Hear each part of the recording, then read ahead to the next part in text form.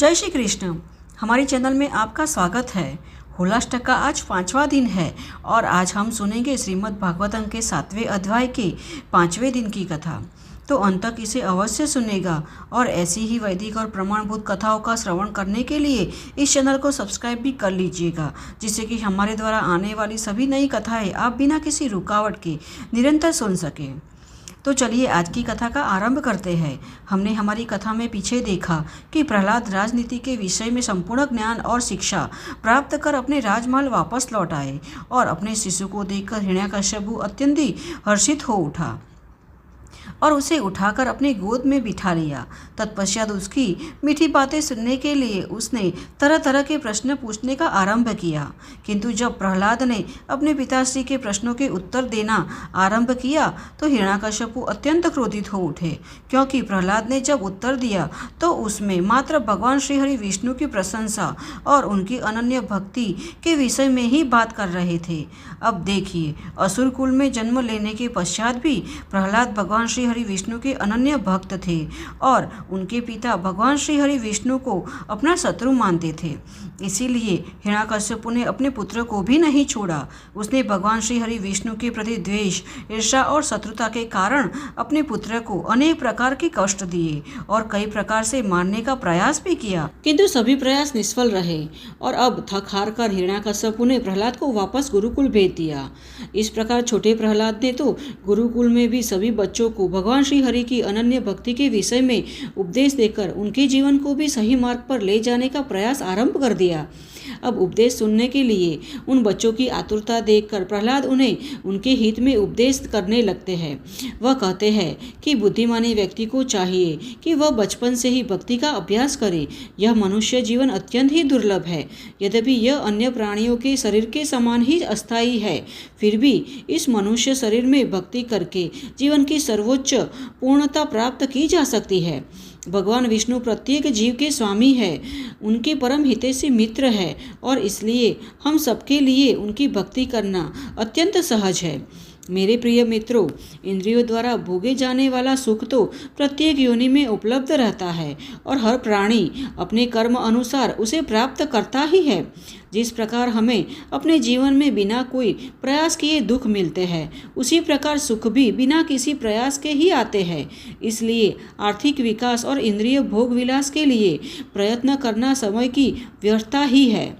जब तक व्यक्ति का शरीर बलवान और निरोगी है, तब तक उसे कृष्ण भक्ति में प्रगति के भरपूर प्रयास करने चाहिए, क्योंकि कृष्ण भक्तिमय जीवन ही उसे अमरत्व और आनंद दोनों प्रदान कर सकता है।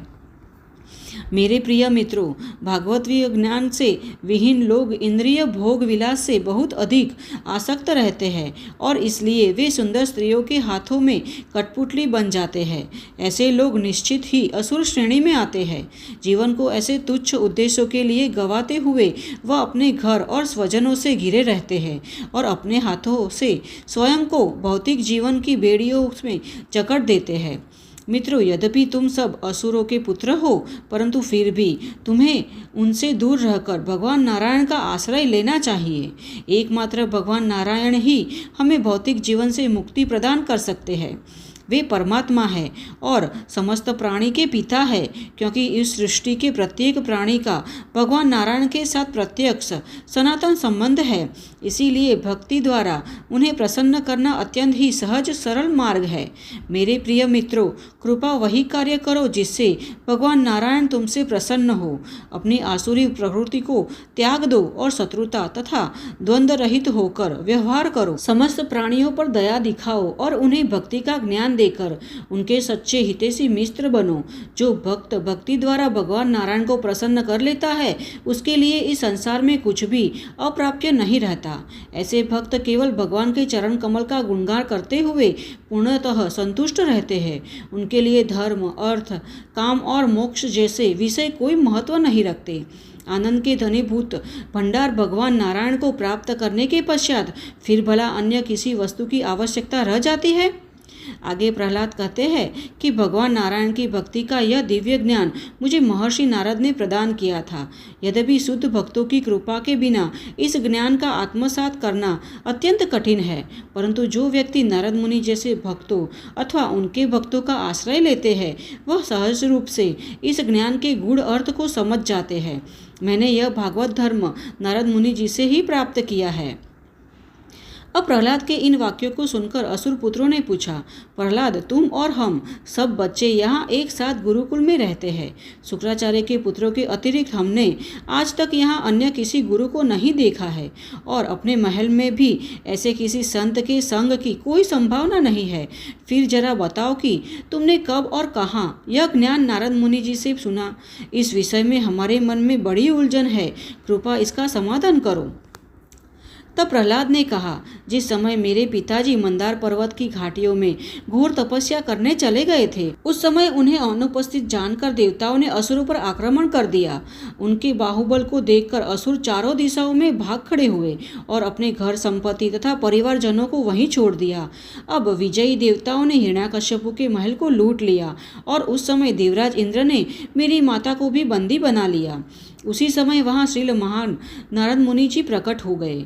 उन्होंने आदेश देते हुए इंद्र से कहा, हे देवराज इंद्र, यह स्त्री निष्पापिनी है, इतनी क्रूरतावश इसे घसीटकर मत ले जाओ। यह सती स्त्री किसी अन्य की पत्नी है और इसलिए तुरंत इसे बंधनों से मुक्त करो। नारद मुनि जी के वचन सुनकर इंद्र बोले, हे देवर्षि, महान असुर हिरण्याकश्यपु का बीज इस स्त्री के गर्भ में फल रहा है। जब तक शिशु जन्म नहीं लेता तब तक हम इसे अपने पास बंदी बनाकर रखेंगे। तब नारद मुनि जी ने कहा, इसके गर्भ में पल रही संतान पाप रहित है। वह बालक भगवान नारायण का महान भक्त है और इसलिए तुम चाहकर भी उसका वध नहीं कर सकते हो। आगे प्रहलाद अपने मित्र से कहते हैं कि इंद्रदेव ने श्री नारद मुनि जी के वचनों का सम्मान करते हुए तुरंत मेरी माता को छोड़ दिया। मुझे भगवान का भक्त मानते हुए सब देवताओं ने मेरी माता की परिक्रमा की और अपने स्वर्ग लोक को लौट गए।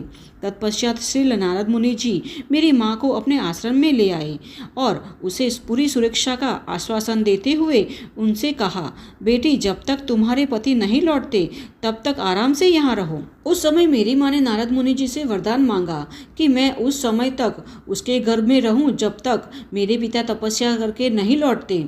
नारद मुनि के आश्रम में निर्भय रहती हुई मेरी माँ अत्यंत भक्तिभाव से उनकी सेवा करने लगी।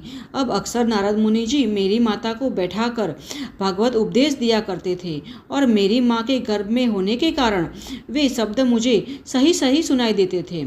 क्योंकि मेरी माँ हर समय मेरे बारे में चिंतित रहती थी और अपने पति के लौटने की प्रतीक्षा कर रही थी, इसलिए कुछ समय पश्चात वह नारद मुनि जी द्वारा दिए गए उपदेश को भूल गई। परंतु नारद मुनि जी की कृपा के कारण मैं उनकी शिक्षा को नहीं भूला। इसीलिए मेरे मित्र, यदि तुम मेरे बातों पर विश्वास रखोगे तो तुम भी इस दिव्य ज्ञान को प्राप्त कर सकोगे। यद्यपि एक वृक्ष पर उगने वाला फल फूल 6 प्रकार के परिवर्तनों से गुजरते हैं, जन्म, विकास, परिपक्वता, संवर्धन, हर्ष और मृत्यु, परंतु वह वृक्ष अनेक वर्षों तक अपरिवर्तनशील खड़ा रहता है।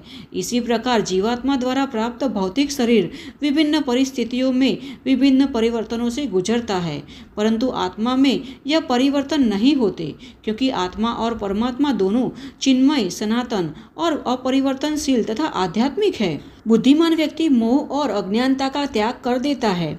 इस मोह के कारण सामान्य व्यक्ति सोचता है कि मैं यह शरीर हूँ और इस शरीर से संबंधित प्रत्येक वस्तु मेरी है।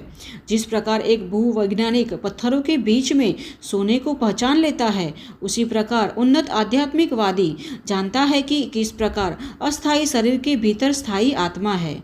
जो भी व्यक्ति अपने भीतर छिपे हुए काम, क्रोध, लोभ, मोह और द्वेष जैसे अपने शत्रुओं के दुष्प्रभाव को काट देता है, वह इस जीवन में रहते हुए मुक्ति का अनुभव करता है और भगवान की महिमाओं का स्मरण तथा श्रवण करने मात्र से उसके शरीर में पुलक होने लगता है। इसीलिए मेरे प्रिय मित्रों, बिना समय गवाए भगवान पर ध्यान करो, उनका चिंतन करो और उनकी पूजा करो। वह हम सबके हृदय में विराजमान है। भगवान ही सृष्टि के समस्त जीवात्माओं के परम मित्र है और इसलिए उनकी पूजा में कभी कोई बाधा नहीं आ सकती। न जाने क्यों लोग भगवान की ऐसी भक्ति को ठुकरा कर इंद्रिय भोग विलास के लिए अन्य कार्यों में व्यस्त रहते हैं। यहाँ तक कि स्वर्गीय सुख भी अस्थायी है और इसलिए हमें उन्हें भी अपने जीवन का लक्ष्य नहीं बनाना चाहिए। इसीलिए मेरे मित्रों, जिस प्रकार प्रत्येक व्यक्ति ध्यानपूर्वक अपने शरीर की देखभाल करता है, उसी प्रकार हमें अत्यंत सावधानीपूर्वक भगवान नारायण को प्रसन्न करने का प्रयास करना चाहिए। समस्त शास्त्रों तथा आचार्यों ने एक मत से पुष्टि की है कि मनुष्य जीवन का यही एकमात्र ध्येय है। अब प्रहलाद के सब असुर मित्र उसके सुंदर उपदेशों की सराहना करके उन्हें अत्यंत गंभीरतापूर्वक स्वीकार कर रहे थे। फलस्वरूप उन्होंने षंड और अमर की सांसारिक शिक्षा का परित्याग कर दिया। अब वे भी भगवान श्री हरि विष्णु की भक्ति में प्रहलाद के पद चिन्हों पर आगे बढ़ने लगे। अब इसके बारे में जब षंड और अमर को ज्ञात होगा तो वह प्रहलाद के साथ क्या करेंगे, यही सोचकर आपका मन भी विचलित हो रहा है ना। तो यह हम देखेंगे हमारी कथा के अगले अध्याय में, और आज की कथा को हम यहीं आराम देते हैं। आज की कथा आपको कैसी लगी यह हमें कमेंट बॉक्स में लिखकर अवश्य बताना, और अगर अच्छी लगी है तो इसे एक लाइक अवश्य करना, क्योंकि आपका एक लाइक हमें ऐसी ही वैदिक और प्रमाणभूत कथाओं का प्रचार करने में प्रोत्साहित करती है। तो चलिए हम भी हमारी चेतना को भगवान श्री कृष्ण के चरण कमलों में लीन करते हैं और फिर से मिलते हैं इस कथा के अगले अध्याय के साथ। तब तक के लिए जय श्री कृष्ण।